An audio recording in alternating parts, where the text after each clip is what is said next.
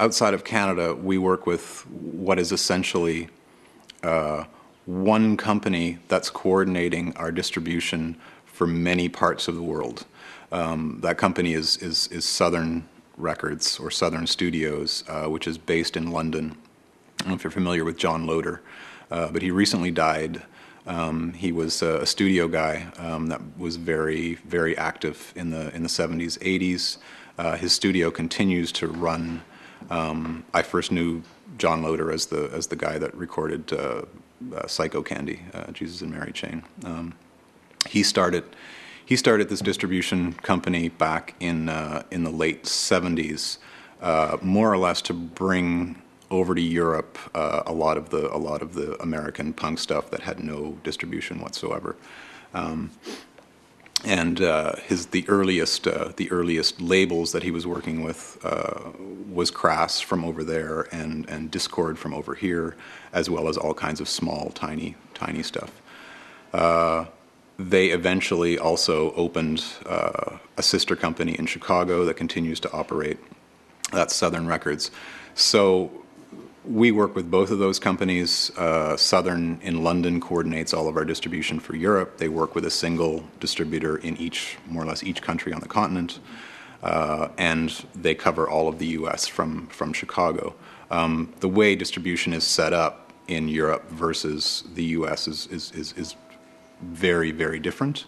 But for the most part, we're dealing with one company outside of Canada that covers the U.S., all of Europe, and Australia.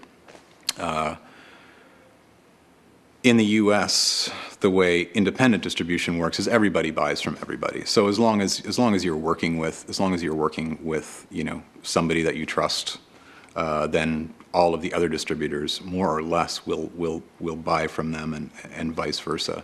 It's not quite the same in Europe. It's for whatever reason, it's the distributors don't buy from each other. Whatever distributor has it is where whoever's looking for it goes to get it. So by and large, distributors are pretty resistant to just taking on anything, no matter how much affinity they might have for a particular record. So I think distributors are looking for a track record or something that says this is not a label that's going to cease to exist in 6 months' time. So they want to see that you have at least a handful of releases under your belt, that stuff is happening on a regular basis and is likely to continue to happen. They want to believe that you're going to at least get close to meeting some deadlines that they as distributors need met if they're going to release records on time when they say they're going to release them. And obviously, they're going to want some affinity for the kinds of music that you're releasing. So all that stuff together is not an untall order. Mm-hmm. And given the level of competition for distributors' attention, it's hard. So when people ask us, what should I do distribution-wise, we tell people that they should simply start small.